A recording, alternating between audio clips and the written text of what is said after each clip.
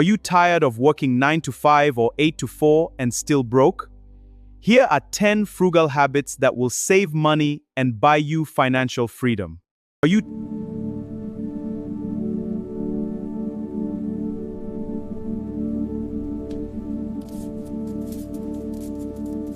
Let me read you a comment I've heard, probably in a dozen forms, while living frugally as a financial rebel. Bro, you're suffering. Why do you live in such a small apartment? And that car, that is not even new. It looks like an ancient days car. Meanwhile, some of my friends are out here trying to impress everybody, and then they're panicking about money like it's a surprise. They have chosen not to live frugally. So today I'm not here to flex. I'm here to teach and to guide you to escape the 9 to 5 rat race. Because these boring habits, they're not punishment. They're secret wealth-building engines. And by the end of this video, you'll know how to turn social shame into financial freedom without acting like someone you're not.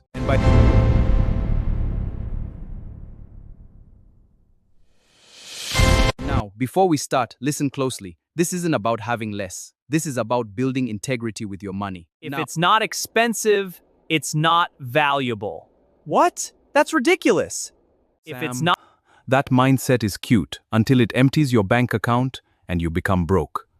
Boring can be strategic. Exactly. All right, let's get into the first category.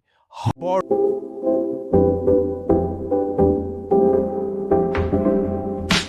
smaller apartment isn't failure. It is a tool and a strategy. Only those with rich and wealth mindset understands it. Colleagues may tease you, like your address is a personality test. But the truth is, rent is the heavyweight champion of monthly expenses. Don't go into debt to pay your rent. A small place means less rent, less utilities, less furniture spending, less I deserve a new upgrade pressure.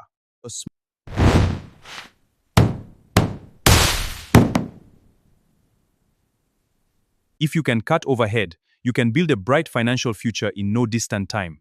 But you have to take action. Now, write this. My rent is write the amount, and my goal is to save write the amount per month by write the month and year. Even if it's just negotiating or reducing extras, it is better to start small than nothing and gradually increase it. Even if it's just strong, meaning it starts, it's maintained, it doesn't constantly surprise you, then you're winning. You're paying for utility, not vanity. Less depreciation, less monthly pressure, and more control.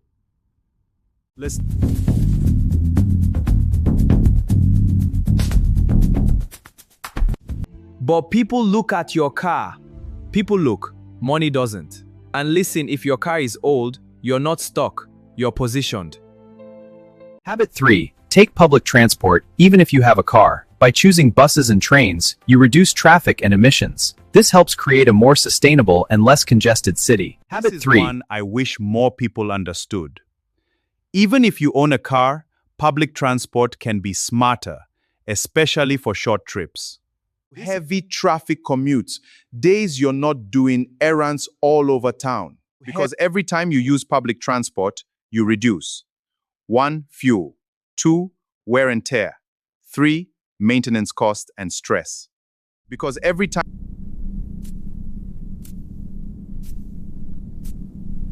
Public transport feels embarrassing. Embarrassment is temporary. Debt is forever. Pick one work day this week where you'll try public transport or carpool. Comment, I tried it when you do.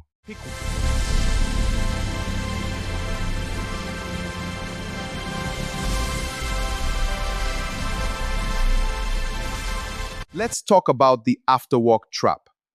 You tell yourself, just one drink, just small food. It's been a long day. And next thing you know, you've paid for the drink, the late snacks, the taxi ride share, and the next day regret tax. Meanwhile, that money could have been groceries for the week, a bill payment, or even a small investment.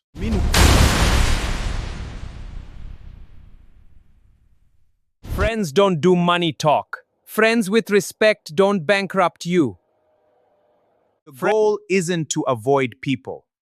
It's to choose your spending boundaries. This week, send one message to a friend like, Hey, I can't do drinks today, but I'm down for coffee for 20 minutes. Short, clear, controlled. This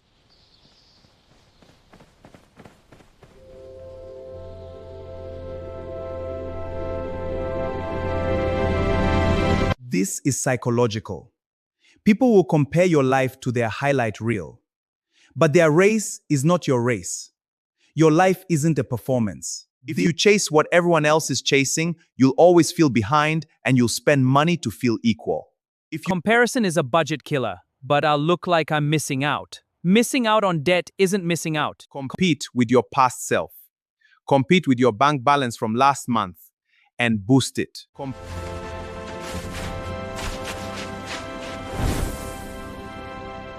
Travel isn't evil, but frequent travel is expensive, especially when you're low income and trying to keep up. So here's the strategy. Stay grounded now. Build your freedom fund first. Then travel becomes a choice, not a financial gamble. Build your...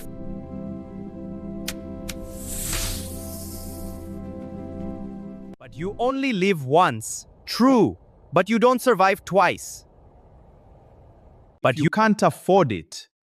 It's not a lifestyle, it's a leak. If you...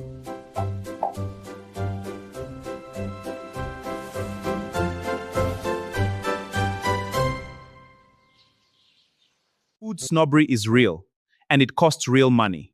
You don't need only expensive, healthy brands. You need nutrition that actually fuels you. Eat beans, eggs, rice, oats, vegetables, even simple ones, fruits in season, affordable proteins.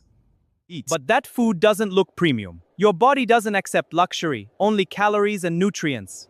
When you eat smart, you avoid 1. Random fast food spending. 2. Health problems that become medical bills. 3.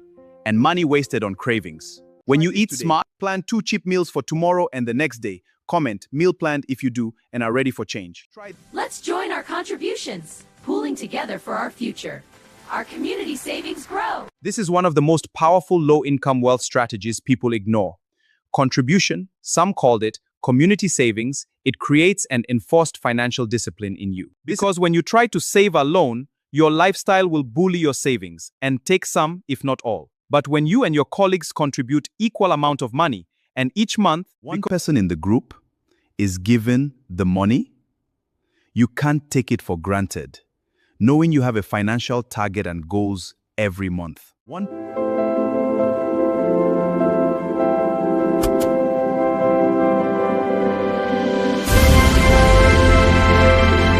But what if people don't pay? That's why you join a trustworthy group. Discipline needs structure. So do it smart. 1. Agree on the rules. 2. Pick people with integrity. 3. Keep it organized. This is how financial empires start. Not with motivation, but with systems. So do...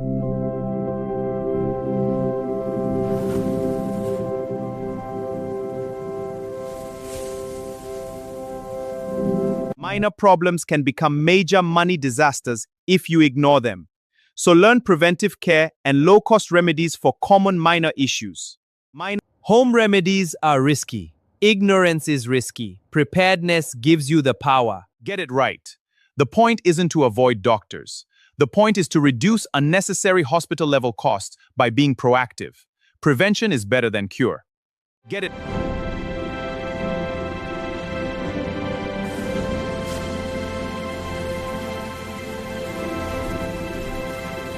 Now we're getting to the integrity section. This one is not just moral, it's financial.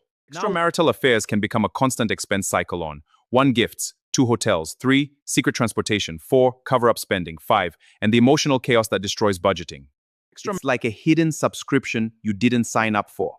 And once it starts draining your finances, it's hard to stop because you begin paying to maintain the lie.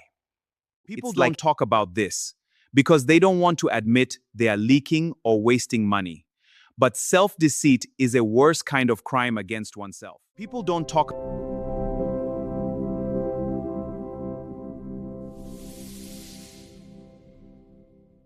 So here's the result of not having extramarital affairs. 1. Peace of mind. 2. Better focus. 3. Cleaner spending. 4. And a budget you don't have to constantly repair. This is your wealth protection strategy. So here's the result: teased for living small today than be stressed about how to survive tomorrow. That line is dangerous. It's needed. All right, let me end this video with a real question. Tell us, which of these 10 habits do you find the hardest to maintain because of peer pressure? Comment the habit number and one sentence. What people say to you. I read comments and I'll help you reply with a wealth-aligned mindset. If you want more trap hunting style lessons like this, subscribe to Wealth Empire TV and turn on notifications because the next video builds directly on this. And if you want to learn the traps you're avoiding behind the scenes, watch Why Poor People Stay Poor, 7 Money Traps Keeping You Broke. And link in description and the pinned comment. We're building empires quietly, strategically, together. Thanks for watching. See you in the next Wealth Mission.